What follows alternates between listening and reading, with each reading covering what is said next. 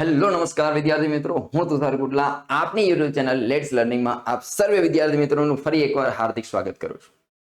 આપણે જે બી સેશન ચાલે છે, જે સેશનની સિરીઝ ચાલે છે, કે જે વિદ્યાર્થી મિત્રોને હેતુલક્ષીની અંદર પ્રોબ્લેમ આવે છે, સેક્શન એ ની અંદર માર્ક કપાય છે, એમના માટેનું બેસ્ટ સોલ્યુશન માત્ર ને માત્ર 6 સેશનની અંદર સોલ્યુશન કરીએ છીએ. તો એમાંનો પાર્ટ 1 એ તો આપણે આગળના સેશનની અંદર કમ્પ્લીટ કરેલો, રાઈટ. ત્યારબાદ આજના સેશનની અંદર મતલબ કે પાર્ટ 2 ની અંદર બીજા એવા 24 ક્વેશ્ચન જે તમારા માટે લઈને આવ્યો છું, એમની સાથે સાથે બીજા પણ એવા ઘણા બધા કોન્સેપ્ટ છે કે જે આવનારી બોર્ડની પરીક્ષા માટે સૌથી વધારે મહત્વપૂર્ણ સાબિત થવાની છે, રાઈટ. તો ચાલો ફ્રેન્ડ્સ, આજના સેશનની અંદર પહેલી વાર જોડાયેલા હો તો ચેનલ પ્લીઝ સબસ્ક્રાઇબ કરી લો અને એની સાથે સાથે બેલ નોટિફિકેશન ઉપર ક્લિક કરી દો કે જેથી કરીને નવા અપલોડ થયેલા વિડીયોની નોટિફિકેશન તમારા સુધી ટર્નિંગ દેરાની મળતી રહે, રાઈટ. તો જો આપના માટે તો આ જે બી સેશન છે એ તો મહત્વપૂર્ણ સાબિત થવાનો જ છે કે જો તમે ધોરણ 10 ની અંદર અભ્યાસ કરો છો તો એવી જ રીતે બીજા વિદ્યાર્થીઓને પણ આપણે મદદ કરવાનો પ્રયત્ન કરીશું. તો ચાલો ફ્રેન્ડ્સ, વધારે સમય ન લેતા સ્ટાર્ટ કરી દઈએ આજનો જે બી સેશન છે એમને. તો એમાં પણ પહેલો ક્વેશ્ચન તમારી સામે રજૂ છે. તો પહેલો ક્વેશ્ચન શું કહે છે કે નીચે આપેલ આકૃતિ ABCD લંબચોરસ છે, તો x અને y ની કિંમત શોધવાની છે. ચાલો, આકૃતિ આપણને શું કહેવા માંગે છે ભાઈ? તો કે લંબચોરસ છે. તો લંબચોરસનો સીધો મતલબ દોસ્ત એવો થાય કે એની સામસામેની બાજુ સરખી હોય. હા કે ના? સામસામેની બાજુ સરખી હોય એનો સીધો મતલબ અહીંયા આપણે એ કરવાનો છે કે અહીંયા તમને આપેલા છે x પ્લસ y. લખી લઈએ આપણે x પ્લસ y બરાબર કેટલા છે? 12. વાત પેલી. ત્યારબાદ આ 8 બરાબર કેટલા? તો કે x માઇનસ y. તો લખો અહીંયા ભાઈ x માઇનસ y બરાબર 8. ડન. જુઓ જી, આમ તમે જુઓ એટલે તમને સીધું કંઈક અંદરથી ઉભરું આવે કે નહીં? સાહેબ, બે સમીકરણ છે, બે સમીકરણની અંદર એક ચલ છે, એ બંનેની નિશાની કંઈક અલગ અલગ છે, મતલબ કે સમીકરણનો સરવાળો કરશો. ચાલો ભાઈ, આ સમીકરણનો સરવાળો કરો એટલે બે ઇક્વેશનની અંદર y છે એ ઉડી જશે. x પ્લસ x મતલબ કે 2x થશે. એના બરાબર 12 ને 8 20 થશે. બે ગુણાકારમાં બરાબર બીજી બાજુ જાય તો ભાગાકારમાં, તો 20 ભાગ્યા 2 કરો એટલે જવાબ શું આવે? તો કે 10. હે સાહેબ, હવે આપણે y શોધવાનો નહીં મારા વાલા, MCQ છે, મલ્ટિપલ ચોઇસ ક્વેશ્ચન છે. તો પેલા ઓપ્શન ની અંદર ચેક કરો કે જેમની અંદર x બરાબર 10 આવતો હોય એવો કયા ઓપ્શન છે? તો કે જો x બરાબર 10 એટલે આ આવી શકે છે. x બરાબર 12 મતલબ કે આ તો નો જ આવે. x બરાબર 2 એનો મતલબ એમ કે આ તો નો જ આવે. x બરાબર -2 એનો મતલબ એમ કે આ તો નો જ આવે. તો મારો જવાબ બની ગયો a. x બરાબર 10 અને y બરાબર 2. y તમારે શોધવો ના પડ્યો, ઓટોમેટિકલી મળી ગયો. હેતુલક્ષીને સોલ્વ કરીએ છીએ ત્યારે આપણે આ એટીટ્યુડથી કામ કરવાનું થાય છે કે જેથી કરીને કે તમારો સમય છે એ બચી જશે. ડન. પણ આપણે તો કોન્સેપ્ટને ક્લિયર કરીએ છીએ અને એટલા માટે આપણે y ની કિંમત પણ શોધીએ. ચાલો ભાઈ, x પ્લસ y બરાબર કેટલા? ગમે તે ઇક્વેશનમાં કિંમત મૂકી દો, કામ બની જશે તમારું. x બરાબર અહીંયા 10 મૂકો. 10 પ્લસ y બરાબર કેટલા? 12. પ્લસ છે બરાબર બીજી બાજુ જાય તો માઇનસ થઈ જાય, મતલબ કે y બરાબર 12 માંથી 10 જાય તો 2. ચાલો, મળી ગયા y બરાબર 2. ગોતવાની જરૂરિયાત નહોતી, પણ કહેવાનો મતલબ હું પરીક્ષામાં બેઠો હોય તો હું આ રીતે લોજિક લગાવું. ડન. ભૂલ પડવાનો કઈ પ્રશ્ન નથી. ચાલો નેક્સ્ટ આગળ વધીએ. જો સમીકરણ 6x² માઇનસ kx પ્લસ 2 બરાબર 0 નો વિવેચક 1 હોય, હા ભાઈ, આમની અંદર થોડી પ્રિન્ટ મિસ્ટેક છે પણ સમજો, એમની અંદર વિવેચક કેટલો હોય ભાઈ? તો કે 1. તો તમારે k નું મૂલ્ય શોધવાનું છે. વિવેચકોની વાત આવી છે તો હું એક વાત કરી જ દઉં તમને.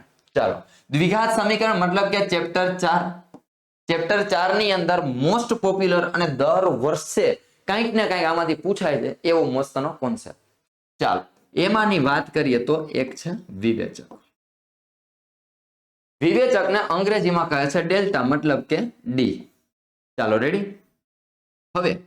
હવે આની અંદર વિવેચકનું જે મૂલ્ય છે, પેલો પ્રશ્ન તો એ થાય સાહેબ વિવેચક એટલે શું?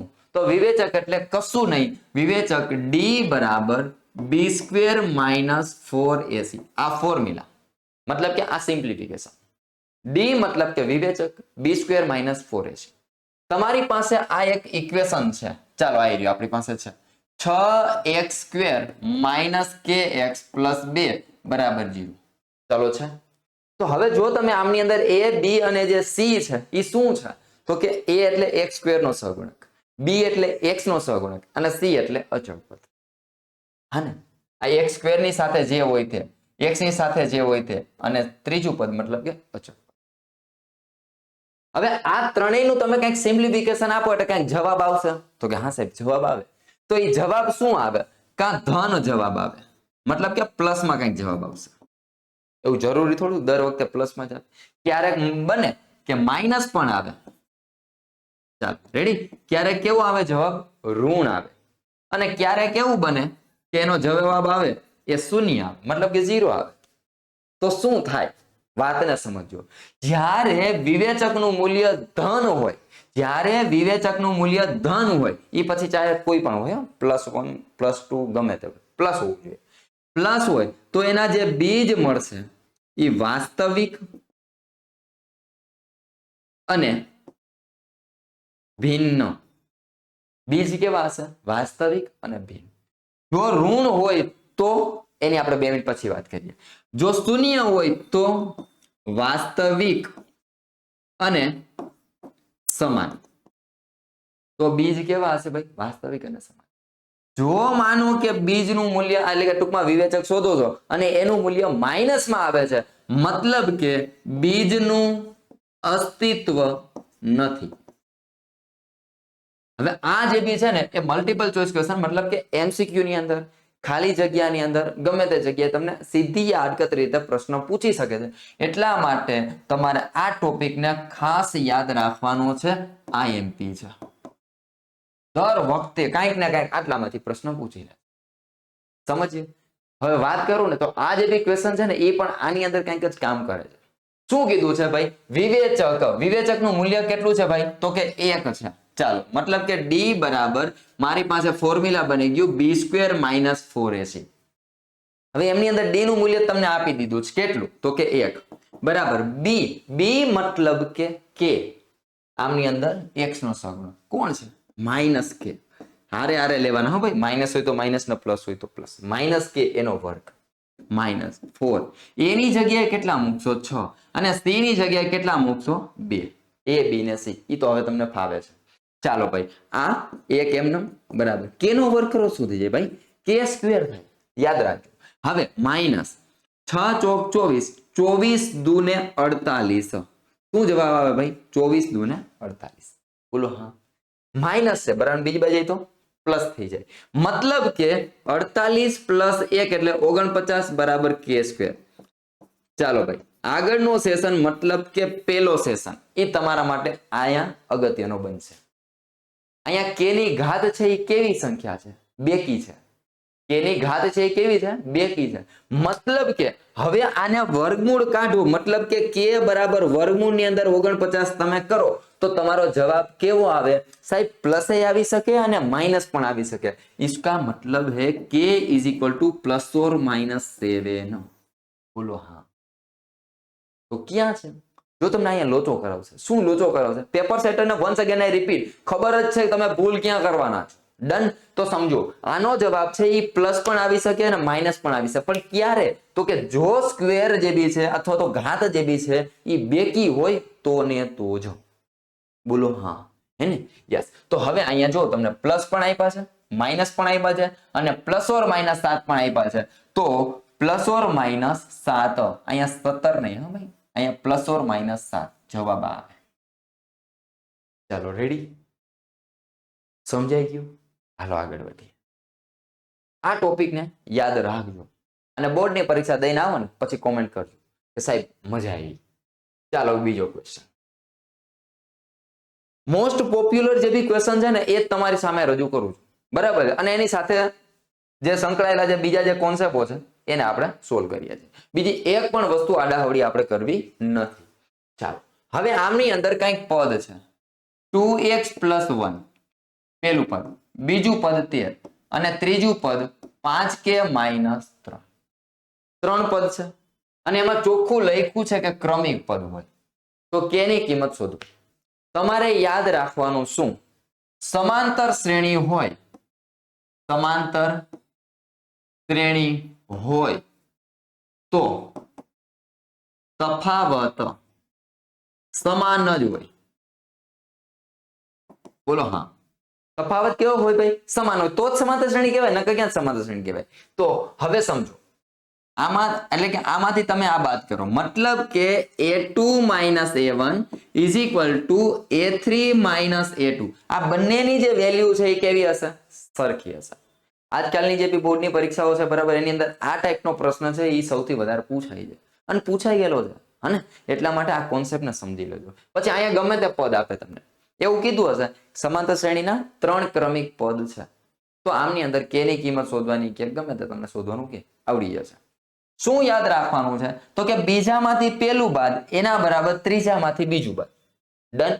ચાલો આગળ વધીએ. a2 ની જગ્યાએ કેટલા? 13 માઇનસ a1 ની જગ્યાએ 2x પ્લસ 1. વાલા વિદ્યાર્થીઓ ભૂલ ક્યાં કરે છે? આ જેની કિંમત લખે ને એ કૌંસમાં ના લખે.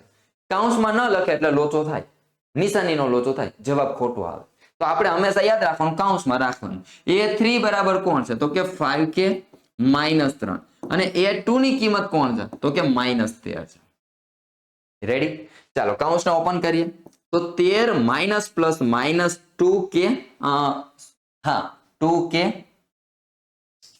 એક k છે ભાઈ, હા ચાલો 2k minus plus minus 1 is equal to 5k minus 3 minus 13. પેલા જેટલાનું સિમ્પ્લિફિકેશન અપાય છે ને એટલાનું પેલા આપી દઈએ આપણે. 13 માંથી 3 જાય તો કેટલા વધે? 12 વધે. 12 માઇનસ 2k એના બરાબર આ 5k એમ નામ રાખીએ, આ માઇનસ છે, આ માઇનસ, એટલે ભાઈ માઇનસ માઇનસ તો પ્લસ થાય. 13 14 15 ને 16, પણ મોટા આંકડા નિશાન એટલે ચાલો રેડી છે. હવે સમજો આ માઇનસ છે ને એના આલેખો લઈ લો એટલે પ્લસ થઈ જાય, આ માઇનસ છે એને ઓલકો જાવ એટલે પ્લસ થઈ જાય. તો મારો પ્રશ્ન કઈક આવો બની જશે, 12 પ્લસ 16 બરાબર 5k પ્લસ 2k. ડન. હવે ચાલો 4 ને 2 આ 6 ને 2 8, 1 ને 1 2. હવે આ 5 ને 2 7 થશે, 7 ગુણાકારમાં, બરાબર બીજી બાજુ આવે તો ભાગાકારમાં, એટલે તમને મળી જાય k બરાબર 7 ચોક 28. તમારો જવાબ બને 4. શું બને? જવાબ 4. આજકાલની પરીક્ષાઓની અંદર આ ટાઈપનો પ્રશ્ન છે એ તમને પૂછાય છે વાલા વિદ્યાર્થીઓ, તો યાદ રાખવાનું છે. પ્રેક્ટિસ વર્કની અંદર આ ટાઈપના પ્રશ્નો ભરપૂર પ્રમાણની અંદર આપેલા છે અને સોલ્વ કરેલા છે. રેડી? તો પ્રેક્ટિસ વર્કનું જે બી સોલ્યુશન છે એ પણ તમને ડિસ્ક્રિપ્શનની અંદર મળી જશે સમાંતર શ્રેણીનું. ચાલો આગળ વધીએ. ચોથો ક્વેશ્ચન. હવે આની અંદર ખાલી કહેવામાં આવે છે એટલું જ મગજ ચલાવવાનું છે, બીજું કશું મગજ ચલાવવાનું નથી. પેનને આપણે મૂકી દેવાની છે અને માત્ર ને માત્ર આમ અદબ વાળીને જોવાનું છે જવાબ શું આવે. રેડી? પણ મારે એક્સપ્લેન કરવું છે, સમજાવવું છે, એટલા માટે હું પેનનો ઉપયોગ કરીશ. ચાલો હવે આમની અંદર તમને એમ પૂછ્યું છે 8 અને -3 એ બંને વચ્ચેનું શું પૂછ્યું છે ભાઈ? x અક્ષથી લંબ અંતર. કઈ અક્ષથી લંબ અંતર? ખાસ ધ્યાન આપજો હું ભાઈ વાલા વિદ્યાર્થીઓ, x અક્ષથી લંબ અંતર. જો તમને x અક્ષથી પૂછે તો વાયયામ ધ્યાનમાં રાખવાનું. શું ધ્યાનમાં રાખવાનું? વાયયામ. અને y અક્ષથી લંબ અંતર પૂછે, y અક્ષથી, તો x યામ તમારે ધ્યાનમાં રાખવું. શેના માટેની વાત કરું છું યાદ રાખજો, લંબ અંતર. રેડ કલર થી લખી દઉં છું ભાઈ, લંબ અંતર માટે હંમેશા જો x અક્ષથી લંબ અંતર પૂછે તો y યામ અને y અક્ષથી લંબ અંતર પૂછે તો x યામ. પણ એક કૌંસની અંદર વાત ધ્યાનમાં રાખો, અંતર હંમેશા ધન જ લેવાનું. કેવું લેવાનું ભાઈ? એટલે ભાઈ સ્વાભાવિક વસ્તુ છે, મારી અને તમારી વચ્ચેનું જે ડિસ્ટન્સ હોય એ કેવું હોય? કઈક 5 હોય, 5 મીટર હોય, 10 મીટર હોય, એ કઈક પ્લસમાં જશે ને. હું એમ કહી શકું કે ચાલો ભાઈ આ પેન અને મારું ફેસ એ બે વચ્ચેનું છે ને -5 સેન્ટીમીટરનું અંતર છે. પોસિબલ જ નથી. તો કહેવાનો મતલબ અંતર જે બી છે એ ક્યારે પણ ઋણ હોઈ શકે નહીં. એટલા માટે તમારે ધ્યાનમાં રાખવાનું કે ભાઈ x અક્ષથી લંબ અંતર પૂછું તો હવે એનો y યામ જુઓ. ચલો આ x અક્ષથી લંબ અંતર, તો એનો y યામ કોણ છે? તો કે 3 છે. તો સમજો આ 3 લેખા કેવા છે? માઇનસ છે ને, કઈ વાંધો, એ જે હોય તે, માઇનસ હોય તો ભલે, પ્લસ હોય તો ભલે, જે હોય તે, મારો જવાબ તો હંમેશા પ્લસ જ આવશે. તો તમારો જવાબ મળી ગયો. બોલો હા. ચાલો અને આ પ્રશ્નની આપણે પ્રેક્ટિસ કરીશું હો ભાઈ. હાલો આ બિંદુની અંદર તમને ખબર પડી ગઈ કે ભાઈ 8 અને -3 વચ્ચેનું જે લંબ અંતર છે x અક્ષથી એ કેટલું છે 3 એકમ. હવે માનો કે તમારી સામે પ્રશ્ન આ છે, કોમેન્ટમાં મને જવાબ આપજો. બરાબર છે, ચાલો ભાઈ 3 અને 7 આ બંને આનું y અક્ષથી લંબ અંતર, y અક્ષથી લંબ અંતર બોલ. ચાલો આપો કોમેન્ટ ઝડપથી આપી દીધી. સમજીએ. y અક્ષથી પૂછ્યું તો તમે કોને ધ્યાનમાં રાખશો? એક્સિયામને. એક્સિયામ કોણ છે તો કે 3 છે. ઈ પછી ધન હોય યા ઋણ હોય એની સાથે આપણે કોઈ મતલબ નથી, એનો જવાબ હંમેશા પ્લસ જ આવશે. અને એટલા માટે જ આ પ્રશ્નની અંદર આપણો જે જવાબ છે ઈ કોણ આવે છે ભાઈ? +3. કશું મગજ વિચાર્યા વગર આટલું તમે નોંધમાં લખી નાખો. લંબ અંતર માટે અંતર હંમેશા કેવું લેવાનું? ધન લેવાનું. પહેલી વાત. બીજી વાત, x અક્ષથી લંબ અંતર પૂછે તો y યામ તમારો જવાબ, y અક્ષથી લંબ અંતર પૂછે તો તમારો x યામ જવાબ. અંબે માત કીજે. નેક્સ્ટ છઠ્ઠો ક્વેશ્ચન. ચાલો આની અંદર છે ને એવું દાદુ લોજિક છે ને, જો કે દાદુ લોજિક તો ના કહેવાય બટ ભંગાર લોજિક છે. ચાલો બતાવું તમને. એક આવો પ્રશ્ન બોર્ડની પરીક્ષામાં પૂછાય છે અને દરેક વાલા વિદ્યાર્થી બગડામાં તગડામ લોચો મારે છે. આ ફોર્મ્યુલા છે. મેં તમને ગયા સેશનની અંદર વાત કરેલી કે હજી પણ મધ્યવર્તી સ્થિતિમાનના 2 ફોર્મ્યુલા છે એ હું લઈને આવીશ. બરાબર, આજના સેશનની અંદર યા ડન. ચાલો હવે અહીંયા શું છે ભાઈ? બહુલક માઇનસ અહીંયા મધ્યક છે, અથવા તો કા મધ્યસ્થ પૂછાય અને એના બરાબર અહીંયા મધ્યસ્થ માઇનસ મધ્યક. આ 2 પ્રશ્ન હોય, આમાં એકાદી જગ્યાએ ક્યાંક બગડો આવે છે અને એકાદી જગ્યાએ ક્યાંક તગડો આવે છે. પણ કઈ જગ્યાએ બગડો મૂકો અને કઈ જગ્યાએ તગડો મૂકો એમની અંદર બદલો છે. તો એમની અંદર આપણે દેશી જુગાડ શું કર્યું? સાવ બતાવું, સિમ્પલ છે. ચાલો હવે આના દેશી જુગાડની અંદર વાલા વિદ્યાર્થીઓ આવું કંઈક છે. હંમેશા આ 2 સૂત્રની અંદર ફેરફાર શું છે? માત્ર અહીંયા ખાલી મધ્યક છે, અહીંયા ખાલી મધ્યક છે અને અહીંયા માત્ર મધ્યસ્થ છે કે નહીં? હું આને લખું છું. કઈ રીતે લખું છું સમજો. આની અંદર કંઈક તમને દેખાવું જોઈએ. શું દેખાવું જોઈએ બતાવું તમને. મધ્ય.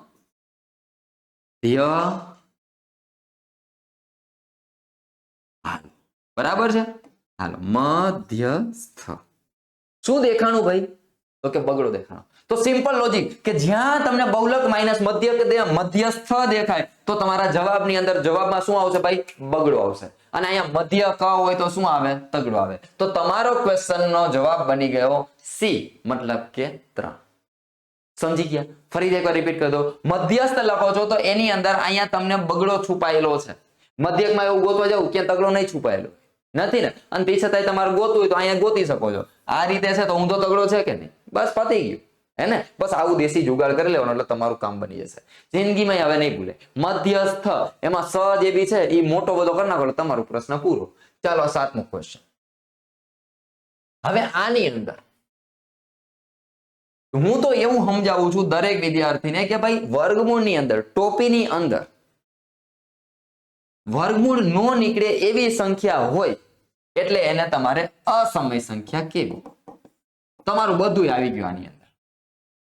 વાત પહેલી, વર્ગમૂળ નો નીકળે એવી સંખ્યા હોય તો એને તમારે શું કહેવાની?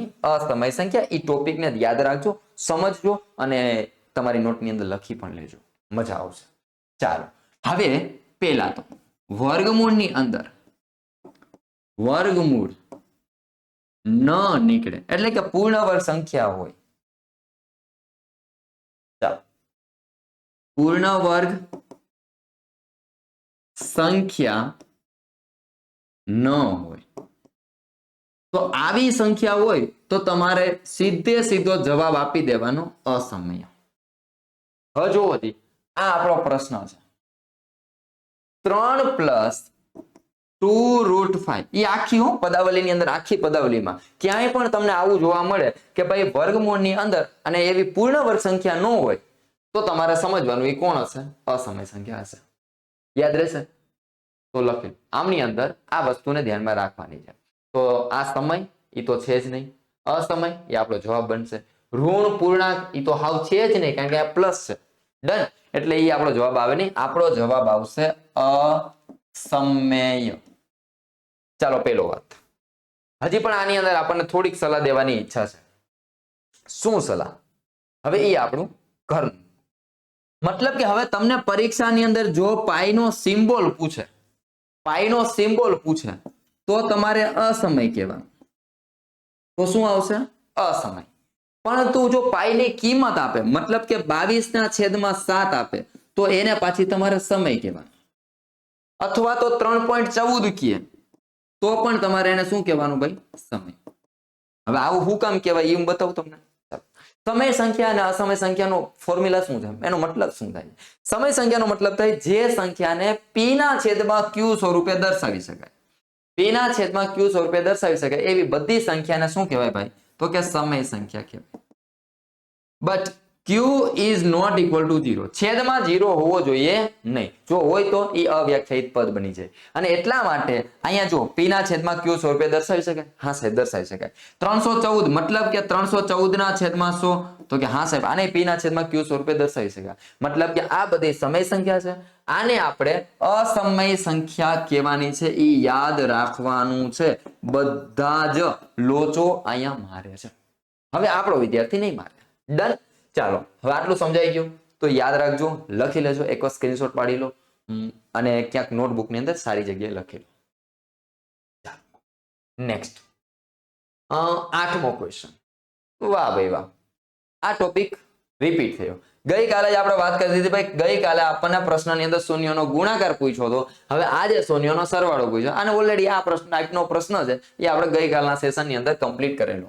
તો 4x² - 3x - 7 એના શૂન્યનો સરવાળો. શૂન્યનો સરવાળો મતલબ કે -b/a. માઇનસ એ તો નિયમના.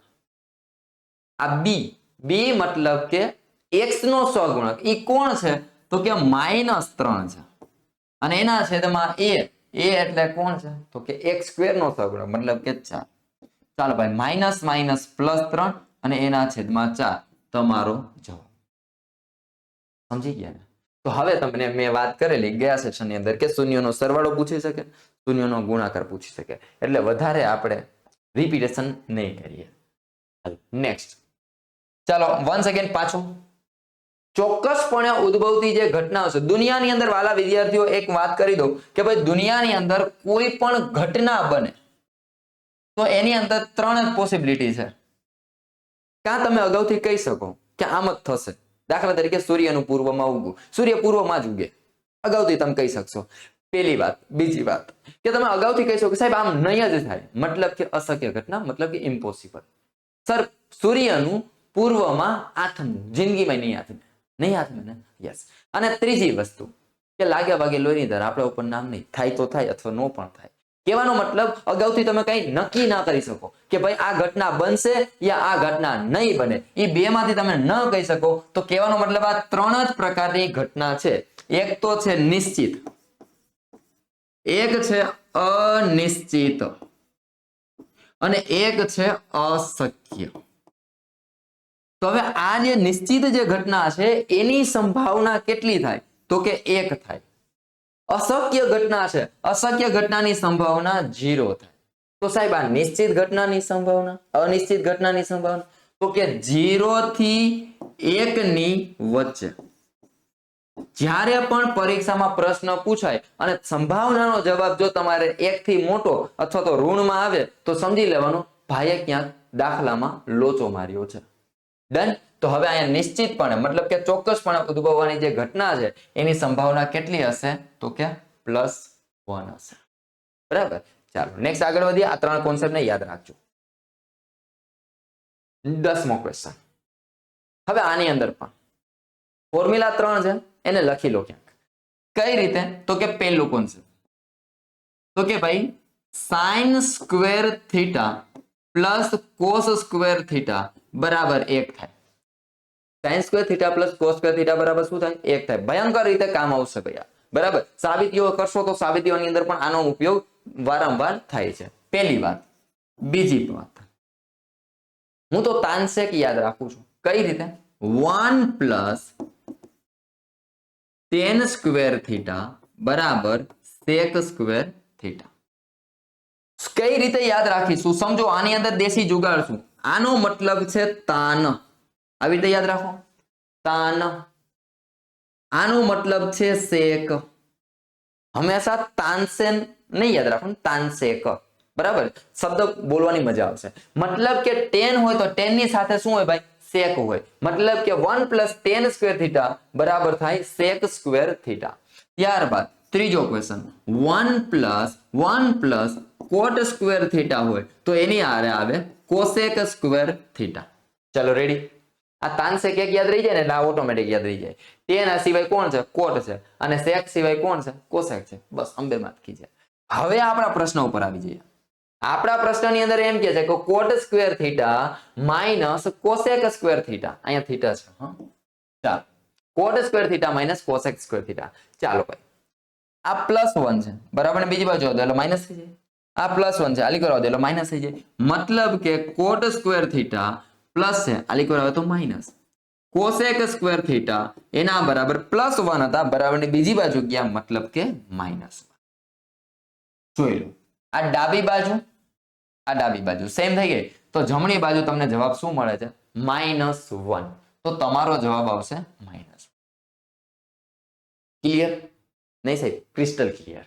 ડન. આગળ વધીએ.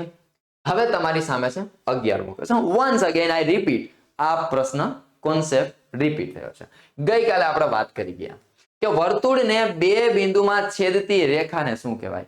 આ માનો કે વર્તુળ છે, વર્તુળને કોઈ પણ બે બિંદુમાં છેદે છે, મતલબ કે અંદરથી ઘૂસી જાય છે. અંદરથી ઘૂસી જાય તો એને કહેવાય છેદિકા. શું કહેવાય ભાઈ, છેદિકા. રેડી? અભિલંબ તો કહેવાય નહીં. સ્પર્શક કોને કહેવાય? જો એક જ બિંદુમાં સ્પર્શ કરે, એક બિંદુમાં સ્પર્શ કરે તો એને કહેવાય સ્પર્શક, પણ બે બિંદુમાં ટચ કરતો જાય તો એને કહેવાય છેદિકા. તો આપણા પ્રશ્નનો જવાબ બનશે છેદિકા. ચાલો નેક્સ્ટ 12મો ક્વેશ્ચન. વન્સ અગેન મજાનો ક્વેશ્ચન આવ્યો. તમારી પાસે કઈક પ્રશ્ન આવો છે 7, 8, x, 11 અને 14. આટલા તમારી પાસે અવલોકન છે. ધ્યાનથી સમજો. અવર્ગીકૃત માહિતીનો મધ્યક, મતલબ કે હેતુલક્ષી માટેનો મોસ્ટ પોપ્યુલર કોન્સેપ્ટ. હવે એનો કંઈક તમને મધ્યક આપી દીધો છે x. ચાલો, મધ્યક. મધ્યક કેટલો આપ્યો છે ભાઈ? x આપ્યો છે. તો x ની કિંમત તમારે શોધવાની છે. કઈ વાંધો નહીં, ચાલો. આપણી પાસે ફોર્મ્યુલા છે ભાઈ, x બાર બરાબર સિગ્મા xi અને એના છેદમાં n. અવલોકનનો સરવાળો એના છેદમાં અવલોકનની સંખ્યા. મધ્યક માટેનું ફોર્મ્યુલા છે. ચાલો, મધ્યક તમને આપી દીધો છે. કેટલો આપ્યો છે? x. એના બરાબર બધાનો સરવાળો કરો ભાઈ. ચાલો સરવાળો કરો. 7 દુ 14 ને 1 15, 7 દુ 14, 14 ને 1 15, 15 ને 1 16, 16 ને 4 20, 30 અને 40. મતલબ કે 40 આવે છે. અને એના છેદમાં અવલોકનની સંખ્યા 1 2 3 4 અને 5. ચાલો રેડી. હવે 8 5 ને 40, x બરાબર 8. ચાલો, જવાબ આવી ગયો તમારો x બરાબર. સમજણ પડી? શું કર્યું મેં ભાઈ? તો કે x બાર બરાબર સિગ્મા xi અપોન n. હવે એમની અંદર x બાર ની જગ્યાએ મૂક્યા x, બધાનો કર્યો સરવાળો. 7 ને 7 14, 14 ને 1 15, 15 ની અંદર 1 ઉમેરો એટલે 16, 16 ને 10 26, 26 ને 4 30, 30 ને 10 40. 40 ભાગ્યા ટોટલ અવલોકનની સંખ્યા 5. 8 5 ને 40 તમારો જવાબ તૈયાર. નેક્સ્ટ આગળ વધીએ. 12મો ક્વેશ્ચન, સોરી 13મો ક્વેશ્ચન. ચેપ્ટર નંબર 1 ની અંદર ગઈકાલે એક વાત કરવાની ભૂલાઈ ગઈ હતી, આજે હું ક્લિયર કરતો. કે એક તો આપણે ઓલરેડી વાત કરી કે ભાઈ પહેલા ચેપ્ટર ની અંદર એક તમારે ધ્યાનમાં રાખવાનું છે લસા, એક ધ્યાનમાં રાખવાનું છે ગુસા, અને એક ધ્યાનમાં રાખવાનું છે અવયવ પાડવા, બરાબર. અને ત્રીજું એક સૂત્ર. આ એક વાત કરવાની તમને ભૂલાઈ ગઈ હતી, પણ એ આજના સેશનની અંદર કવર કરી લઈએ. ક્યુ સૂત્ર ભાઈ? તો કે લસા એને ગુણ્યા ગુસા એના બરાબર પૂર્ણાંકોનો ગુણાકાર. આ એક ફોર્મ્યુલા છે, પૂર્ણાંકોનો ગુણાકાર. ચાલો, તો આમની અંદર એવી જ કંઈક વાત કરે છે આ પ્રશ્નની અંદર. બે ધન પૂર્ણાંકો છે, એનું નામ છે a અને b. આ એ અને બી નામના ધન પૂર્ણાંકો છે. હવે એનો કંઈક લસા લીધો છે અને પછી એનો કંઈક ગુસા લીધો છે. એ બેયનો જે લસા ગુણ્યા ગુસા કરો અને જે જવાબ આવે એ જ જવાબ તમે એ બે પૂર્ણાંકોનો તમે ગુણાકાર કરો તો પણ બેયનો જવાબ કેવો આવે? સેમ. મતલબ કે આ એક ફોર્મ્યુલા છે જેને આપણે યાદ રાખવાનું થાય છે. લસા ગુણ્યા ગુસા બરાબર પૂર્ણાંકોનો ગુણાકાર. જે સંખ્યાનો તમે લસાના ગુસા શોધો છો એ જ સંખ્યાનો તમે ગુણાકાર કરો એટલે બેયનો જવાબ કેવો આવે? સેમ આવે. ડન? યાદ રાખવાનું. નેક્સ્ટ આગળ વધીએ. 14મો ક્વેશ્ચન પોપટલાલ આયા. શું યાદ રાખશો? Concept one second repeat. y બરાબર p ઓફ x નો આલેખ આપેલું છે. મતલબ કે p ની સાથે કોણ છે? હું તો આને પોપટલાલ કહું છું. શું કહું છું ભાઈ? પોપટલાલ. પોપટલાલની સાથે જે હોય ને તેને ધ્યાનમાં રાખવાનું. આ પોપટલાલનો p. p ની સાથે કોણ છે ભાઈ? તો કે x છે. તો તમારે આ x અક્ષ, આ y અક્ષ. હવે તમે કોને ધ્યાનમાં રાખશો ભાઈ? પોપટલાલની સાથે જે હોય તેને. જો પોપટલાલની સાથે x છે મતલબ કે તમારે x અક્ષને ધ્યાનમાં રાખવાનું. x અક્ષને આપણી જે આ રેડ કલરની રેખા છે એ કેટલી વાર ટચ કરે છે ભાઈ? કેટલી વાર છેદે છે? તો કે સાહેબ એકવાર. બસ તમારો જવાબ. કેટલા? તો કે શૂન્યોની સંખ્યા 2 છે. તો આપેલ વિધાન કેવું બને ભાઈ? ખોટું. આ ખરા ખોટો ચાલુ થઈ ગયા. જો તમને એમ કહે કે ભાઈ y બરાબર p ઓફ x ના શૂન્ય તો તમે x ને ધ્યાનમાં રાખશો. y બરાબર p ઓફ x માટે x અક્ષને ધ્યાનમાં રાખો. જો તમને આ જ પ્રશ્નની અંદર કંઈક ફેરવી નાખે, બોર્ડની પરીક્ષામાં એકવાર આવી હરકત કરેલી છે. શું? તો કે x બરાબર p ઓફ y ના માટે શૂન્ય શોધો. તો તમારે શું ધ્યાનમાં રાખવાનું ભાઈ? તો કે y અક્ષને. એટલે આપણે એક મસ્તનો એક પોપટલાલને યાદ કરી લીધા. પોપટલાલની સાથે જે હોય એને ધ્યાનમાં રાખવાનું. તો હવે માનો કે આની અંદર જ આપણે p ઓફ y ના શૂન્ય શોધવા હોય તો એક જ આવે. કારણ કે તો y અક્ષને કેટલી વાર ટચ કરે છે ભાઈ? એક જ વાર ટચ કરે છે. એટલા માટે આપણો એ પણ જવાબ બનશે 1. આ ધ્યાનમાં રાખવાનું છે. ચાલો તો આ વિધાન કેવું છે ભાઈ? ખોટું છે. આગળ દ્વિચલ એક સમીકરણ યુગ્મ માટે a1/a2 is not equal to b1/b2. પેલા બે પદનો ગુણોત્તર સરખો ના હોય તો સમીકરણ સુસંગત છે. હા, 100% વાત સાચી છે. શું કામ ભાઈ વાત સાચી છે? કે જ્યારે આવો ગુણોત્તર મળે a1/a2 is not equal to b1/b2 ત્યારે એક ઉકેલ મળે. કેટલા ઉકેલ મળે ભાઈ? એક ઉકેલ.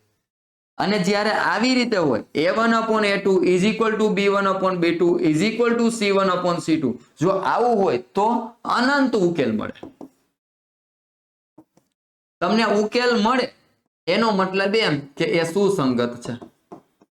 સુસંગત છે. હવે જ્યારે આવી રીતે હોય a1/a2 is equal to b1/b2 is not equal to c1/c2 તો ઉકેલ ન મળે. ઉકેલ ન મળે. અને ન મળે તો સુસંગત નથી. ચાલો, આ સુસંગત છે અને આ સુસંગત નથી. તો હવે આ કોન્સેપ્ટને તમે ધ્યાનમાં રાખશો કે જ્યારે પણ હવે આને રિલેટેડ કાંઈ પણ પ્રશ્ન પૂછાય, પ્રશ્ન આપણો એક હતો, સોલ્યુશન કેટલા મળ્યા? 3.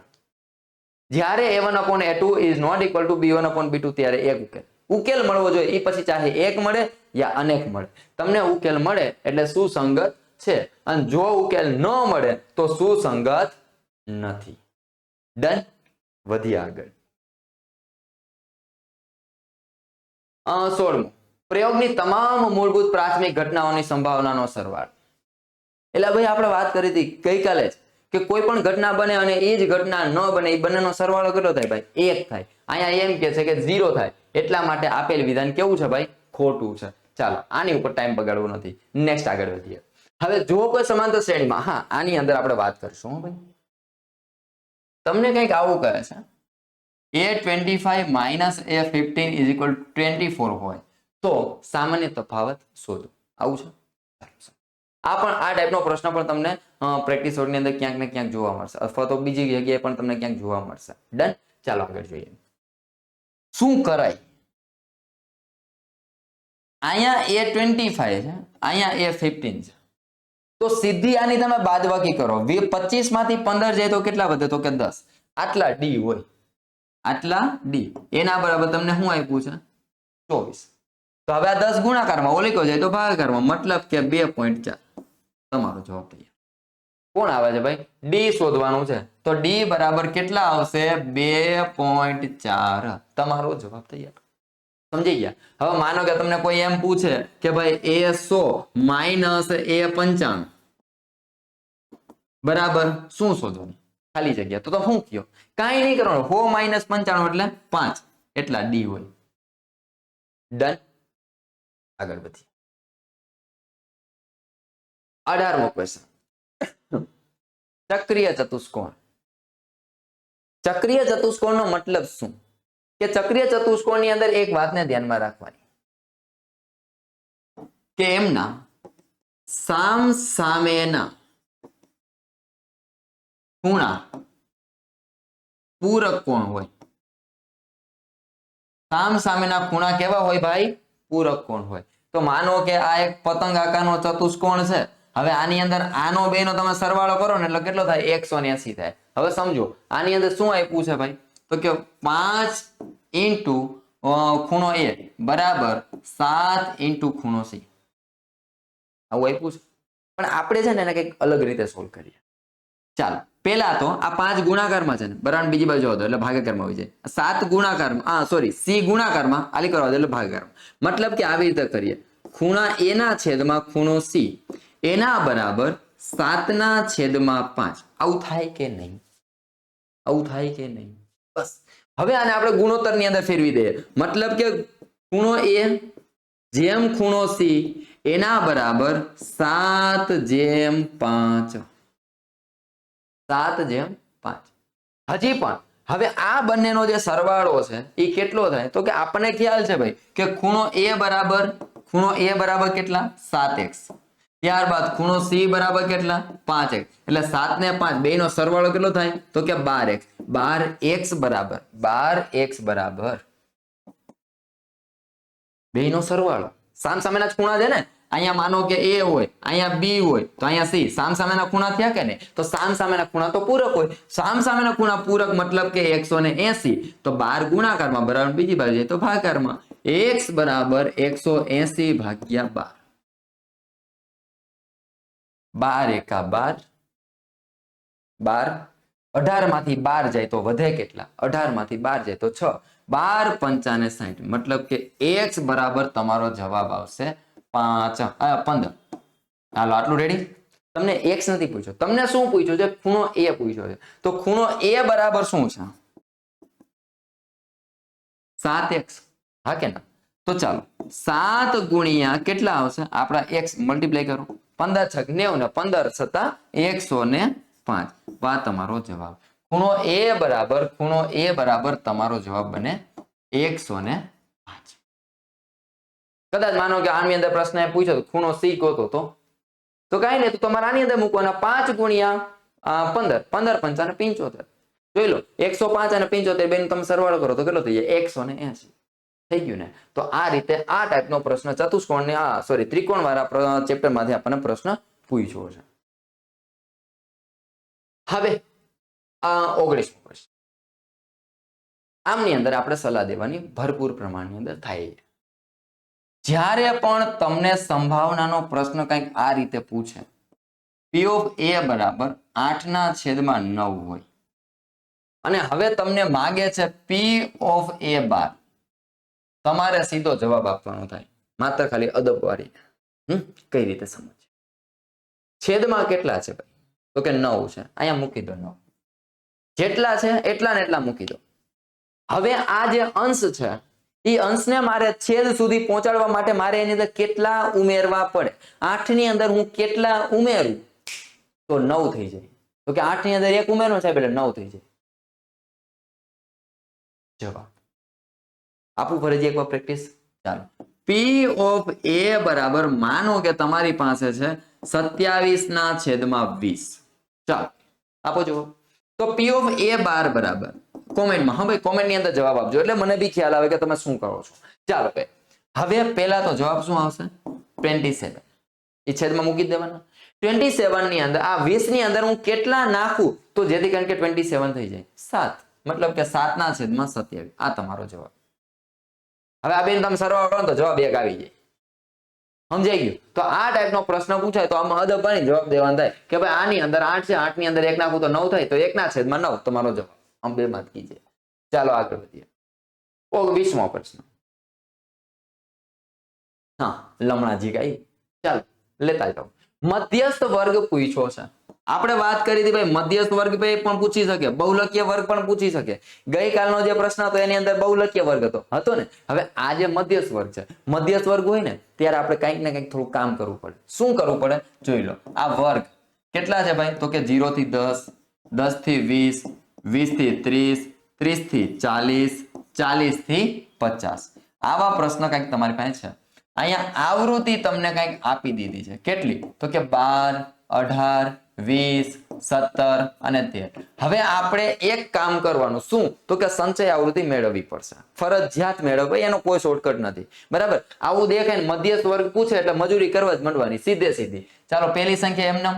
તો કે હા સાહેબ 12 ને 8 20, 20 ને 10 30, એટલે કે 12 ને 18 કેટલા થઈ જશે? 30.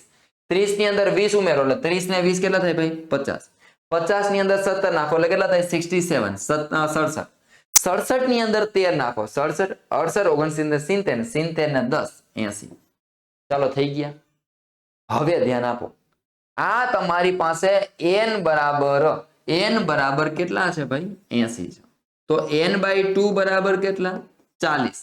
ધ્યાન આપજો ભાઈ અહીંયા. હવે n/2 મતલબ કે આ 40 એનો સમાવેશ આમાં ક્યાં થાય છે? તો કે ભાઈ 12 સુધી એકડો બગડો બોલું તો એની અંદર 40 આવે? ન આવે. 30 સુધી બોલું તો ના આવે. 50 સુધી બોલું તો હા એની અંદર આવી જાય. તો એની સામેનો જે વર્ગ છે એ વર્ગને કહેવાય મધ્યસ્થ વર્ગ. મધ્યસ્થ વર્ગ. આપણે ખબર છે ને કે મધ્યસ્થનો દાખલો ગણતા હોય તો એમની અંદર શું કરીએ કે જેમની અંદર સમાવેશ થાય છે એના ઉપર હાથ રાખીએ. એની ઉપર જે છે એને કહેવાય CF, એની સામે જે હોય એને કહેવાય F. બસ એ જ વસ્તુનો કોન્સેપ્ટ અહીંયા લગાવવાનો થાય છે. રહેશે યાદ? ચાલો તો મધ્યસ્થ વર્ગ પૂછાય યા બહુલકીય વર્ગ પૂછાય, બે પ્રશ્ન અગત્યના હતા. બે પ્રશ્ન આપણે સેશન 1 અને સેશન 2 દરમિયાન લઈ લીધા. હવે આગળ વધીએ. 21મો ક્વેશ્ચન આવી ગયો. પૃષ્ઠ ફોર્મ્યુલા. ચાલો શંકુના પાયાનું ક્ષેત્રફળ. આપણે ગઈકાલે વાત થઈ ગઈ કે ભાઈ સૂત્ર જે બી છે એને કડકડાટ વ્યવસ્થિત રીતે પાકા કરી લેવાના છે, મગજમાં બેહાડી દેવાના છે. ચાલો હવે એમની અંદર લખ્યું છે શંકુ. શંકુનો પાયો. આ શંકુ છે, શંકુનો આ પાયો છે. તો આ શંકુનો પાયો હોય ને વાલા વિદ્યાર્થીઓ, તો એ હંમેશા તમે જુઓ ને તો વર્તુળાકાર હોય. શું હોય ભાઈ? વર્તુળાકાર. અને વર્તુળાનું ક્ષેત્રફળ જે બી છે એ શું થાય ભાઈ? પાઈ આર સ્ક્વેર. એટલા માટે આપણાનો જવાબ આવશે પેલાની અંદર આવશે C, મતલબ કે પાઈ આર સ્ક્વેર. સમજાઈ ગયું? યાદ રાખજો નળાકાર હોય તો પણ એનો પાયો કેવો બનશે? તો કે વર્તુળ બનશે. શંકુ હોય તો પણ એનો પાયો કેવો બનશે? તો કે વર્તુળ બનશે. અર્ધગોલક છે તો પણ એનો પાયો કેવો બનશે? વર્તુળ જ બનશે. અર્ધગોલક હોય ને તમે આવી રીતે આમ ખોલો તો અહીં તમને શું દેખાય? વર્તુળ દેખાય કે? બસ ઈ જ. હે ને? શંકુ છે, શંકુને આપણે આમ ખોલીને પછી આમ તમારી સામે રાખો તો તમને અહીંયા શું દેખાય? વર્તુળ દેખાય કે નહીં? બસ આ રીતે યાદ રાખવાનું. તો વર્તુળનું ક્ષેત્રફળ તમને ઇનડાયરેક્ટલી પૂછ્યું છે અને આપણે વર્તુળના ક્ષેત્રફળ ઉપર ભાષણ ઓલરેડી ગયા સેશનની અંદર આપી દીધું. અર્ધગોલકની વક્ર સપાટીનું ક્ષેત્રફળ શું આવે ભાઈ? 2 પાઈ આર સ્ક્વેર. અર્ધગોલક હોય તો ધ્યાનમાં રાખવાનું કે ભાઈ ખુલ્લો હોય તો 2 પાઈ આર સ્ક્વેર, બંધ હોય તો 3 પાઈ આર સ્ક્વેર. પણ હવે આપણને કઈ કીધું જ નથી તો તમારે ખુલ્લો સમજવાનું. બરાબર? તો આનો જવાબ આવશે ખુલ્લા અર્ધગોલકની વક્ર સપાટીનું ક્ષેત્રફળ 2 પાઈ આર. ડન. આગળ વધીએ. લાસ્ટ 2 ક્વેશ્ચન આજના સેશનના. ચાલો હવે આની અંદર વર્તુળ સંબંધિત ક્ષેત્રફળ ઓલરેડી ગયા સેશનની અંદર આપણે વાત કરેલી છે. ચાલો સમજીએ. હવે આમની અંદર O, A, P અને B, મતલબ કે આ જે છે એ એક લઘુ વૃતાંશ છે. શું છે ભાઈ? લઘુ વૃતાંશ. હવે તમને એમાં લખ્યું છે કે લઘુ વૃતાંશ આ O, A, P, B એટલે આ જે છે એની પરિમિતિ જોઈએ છે. તો હવે હું તમને આ એક વાત કરી દઉં ભાઈ કે પરિમિતિનો મતલબ શું કરવો તમારે. જ્યાંથી ચાલવાનું શરૂ કરો છો ત્યાં સુધી ચાલ્યા જાઓ અને પાછા પહોંચો અને જે અંતર કાપો ને એ અંતરને કહેવાય પરિમિતિ. ચાલો સમજાઈએ. હાલો અહીંથી આપણે O થી ચાલવાનું શરૂ કરીએ છીએ. તો ચાલ્યા ગયા અહીંથી અહીંયા સુધી પહોંચ્યા. કેટલું અંતર કાપ્યું હશે? R જેટલું. ચાલો આ R અંતર કાપ્યું. અહીંયા હું પહોંચી ગયો. હવે અહીંથી તે હું અહીંયા સુધી પહોંચ્યો. ત્યાંથી તે અહીંયા સુધી પહોંચું એટલે મેં પાછું અંતર કાપ્યું અને અહીંયા તમને અહીંયા આપ્યું છે લઘુચાપની લંબાઈ મતલબ કે L વત્તા અહીંયા સુધી પહોંચી ગયો. અહીંથી તે પાછો અહીંયા પહોંચીશ એટલે પાછું અંતર મારે કાપવું પડશે R જેટલું. હવે આનું સિમ્પ્લિફિકેશન કરો જરાક. R પ્લસ R મતલબ કે 2R. R મતલબ R બરાબર 2R પ્લસ L. કે દેખાઈ જાય એવું તમને? આ ગયું 2R પ્લસ L તમારો જવાબ. પરિમિતિ સમજાઈ ગઈ. હવે અહીંયા તમને પૂછે છે લઘુ વૃત્તાંશનું ક્ષેત્રફળ. શું થાય ભાઈ? આપણે સાહેબે શીખવાડ્યું પાઈ r સ્ક્વેર થીટા ના છેદમાં 360 લેતા જાઓ. આમાં કે પાઈ r સ્ક્વેર થીટા ના છેદમાં 360 છે જ નહીં, પણ આપણે પોસ્ટમોર્ટમ કર્યું હતું, યાદ છે? શું ભાઈ? તો કે પાઈ r થીટા ના છેદમાં 180 એને ગુણ્યા r એના છેદમાં 2 ગુણાકાર કરો જી ભાઈ. પાઈ r ઇન્ટુ r એટલે r સ્ક્વેર એને ગુણ્યા થીટા એટલે પાઈ સ્ક્વેર થીટા એના છેદમાં 18 દુને 36 મતલબ કે 360. હવે આને શું કહેવાય? તો કે લઘુચાપની લંબાઈ L કહેવાય. તો આ જ વસ્તુને આપણે વાત કરી હતી 1/2 ઇન્ટુ LR. તો આવો ક્યાંય પ્રશ્ન દેખાય છે? તો કે હા સાહેબ એ આવી રહ્યો.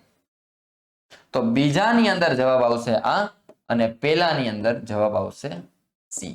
મતલબ કે આપણો જવાબ આવશે A ઓર C. પેલાની અંદર A, બીજાની અંદર B. સોરી પેલાની અંદર આવશે C. ડન. અને બીજાની અંદર આવશે B. મતલબ કે C એન્ડ B એ આપણો જવાબ બનશે. તો આઈ હોપ ધેટ કે આજનો જે બી સેશન છે એ પણ વધારે તમને મદદરૂપ સાબિત થયો હશે અને સેશન કેવો લાગ્યો છે એમની અંદર તમને નવું શું શીખવા મળ્યું અને આનાથી તમને કેટલો ફાયદો થાય છે એ મને કોમેન્ટ સેક્શનની અંદર જણાવજો કે જેથી કરીને આટલું ને આટલું મોટિવેશન મને તમારી કોમેન્ટ સેક્શન ઉપરથી મળતું રહે અને તમારા માટે આવા ને આવા કંઈક નવા કોન્સેપ્ટ સાથે તમારી સાથે સિરીઝ શેર કરી શકું. રાઈટ? તો ચાલો ફ્રેન્ડ્સ, ખેર આજના સેશનની અંદર અહીંયા સુધી આટલું રાખીએ. બીજું મળીએ આપણે આવતીકાલના નેક્સ્ટ સેશનની અંદર. ત્યાં સુધી મારા દરેક વાલા વિદ્યાર્થી મિત્રોને ગુડ બાય.